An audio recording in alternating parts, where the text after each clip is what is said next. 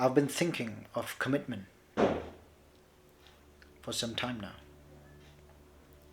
Commitment, or committing to something which is greater than ourselves,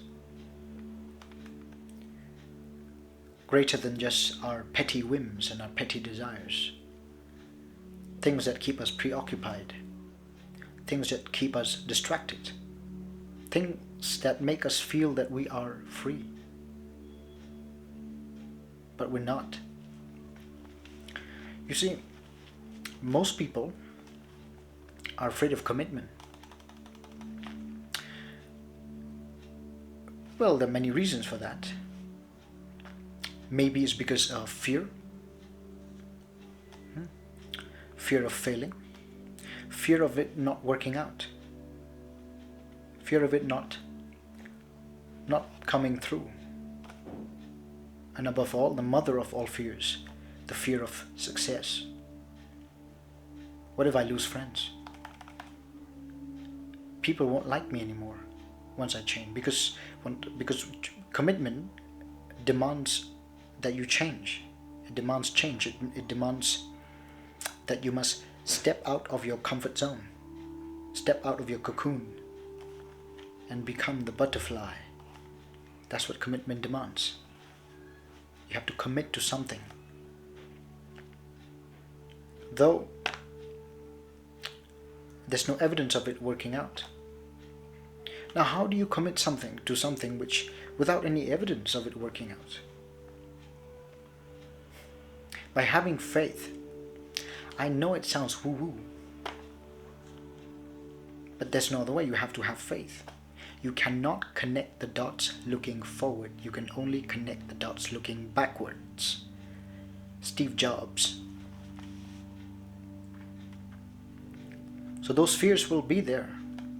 They will always be there. You cannot get rid of them.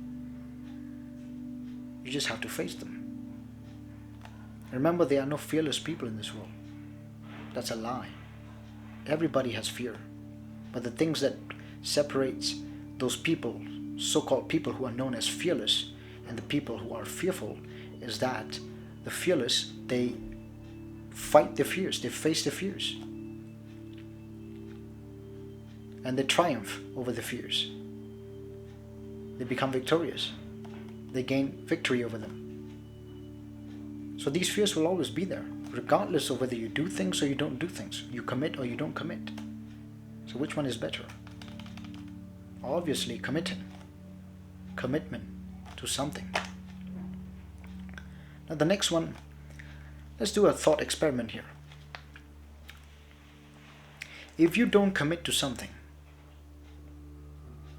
and you just live life without any commitment, thinking that I'll do whatever I want to do, and there are no repercussions to anything, there are no consequences, are you really free? Think about it. Are you free, or have you become a slave of your own passions?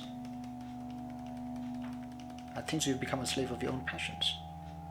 Now, the opposite of that, you commit to something. Something that you choose to commit. Something that makes you feel whole. Something which is greater than you. Are you free? I think so, you are free now. Because there's a life with no commitment is no life. Though there is no evidence of the thing that you're committing to, of it working out. There is no evidence. But you have to have faith. Now you're living life now. You are. Now think about it.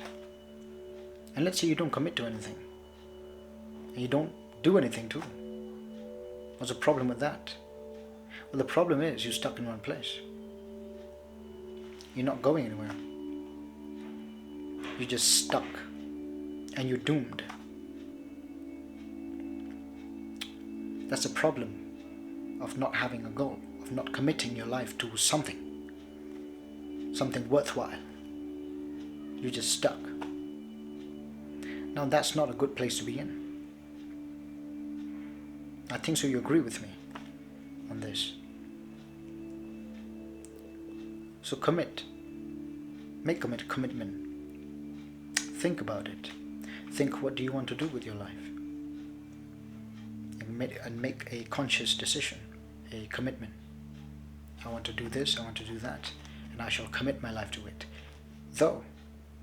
Even though there is no evidence of it working out, it doesn't matter, you have to have faith.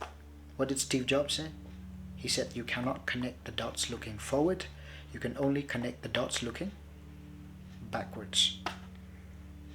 Commit. Have faith. You must triumph over your fears. You must face them. You're not fearless. Regardless of fearing, you face them.